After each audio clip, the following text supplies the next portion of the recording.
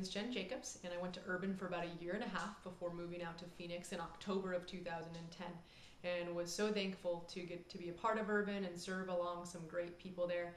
I'm thankful to Ben and Katie and the whole team just for the encouragement they've given me and still give me. I have a relationship with a lot of those people at Urban, and was just such a great time in my life, and I thank you guys so much for the support you've given me, and I thank you for the opportunity to even share. Pastor Ben asked me to share for a few minutes about what God's done in my life, and I want to take the next couple minutes and just give you a little glimpse of the awesome things that God has done in the last few years.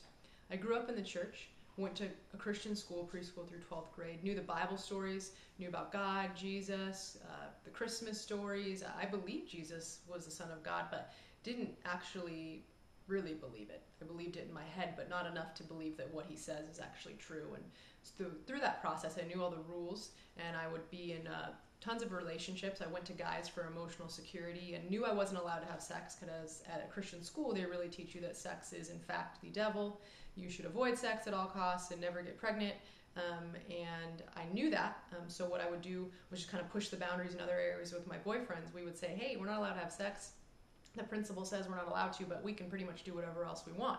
So really kind of started sexual sin really early on, kind of looking for love in those places. And then when I was about 17, I began playing club basketball and met the two only gay girls that I'd ever met in my life. And I wasn't even really sure what being gay was, but I knew these girls were fun and cool, and kind of started to question, not necessarily was I gay, but attractions and emotions, and kind of really was tempted, honestly, to go that direction. And shortly thereafter that, began dating a girl. From about 17 to 25, I was in 3 serious relationships with women, and in between I would date guys here and there, but really just seeking to be loved, seeking to be idolized, wanting connection with people at that deep level. And that led me to being 25, where I had my master's, I had a great relationship with a girl, I had a condo, I had friends, I had everything that you could ever want on the outside, but on the inside, I was sad, I was anxious, I was depressed. I felt like I was crying out to God and he wasn't hearing me. I'd still read my Bible here and there, I'd still go to church here and there, but I knew I wasn't right with God. And I knew whatever God I thought I was serving,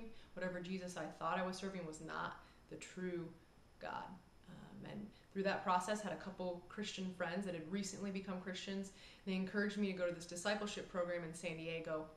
And at that point, I was just so desperate, and I knew that Jesus was the only option. And so packed my car, broke up with my girlfriend, quit my job, and left and went to San Diego. And that was the hardest decision of my life. That was not my willpower. I can look back and tell you it was Jesus alone that gave me the strength. I didn't know how to function. I'd been in relationships since I was in 4th grade, and so I didn't even know how to be on my own, let alone go to a crazy discipleship program with all these Christians. And through that process of learning more about the Bible through those 10 months and learning more about people and relationships, really began to just confess my sin and turn to Jesus and learn about his word, and learn about that he's giving me a new desire, that he's actually, as Romans said, he's made me dead to sin. Because Jesus died on the cross, not only did he make me right with God, now I get to go to heaven, but beyond that, I'm no longer a slave to that person anymore, that the old Jen is gone, and now I can live to Jesus and what he wants me to do, not because I am a good person or because I have strong willpower or because I read the right books or had the right mentor. It was because of Jesus, and his word changed me. I learned that 1 Corinthians talks about always having a way of escape in temptation. I learned that no matter what my emotions or attractions even wanted, that Jesus would give me a way of escape. And through that, my desires did change, and I had a couple years where I was just purposefully single. I didn't want to turn to men for anything or have another idol instead of Jesus. I just wanted God.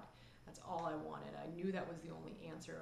And I knew through that process that the opposite of homosexuality is not heterosexuality. It wasn't a relationship that was going to get me right with God. It wasn't going to change my desires. It was Jesus. It was holiness.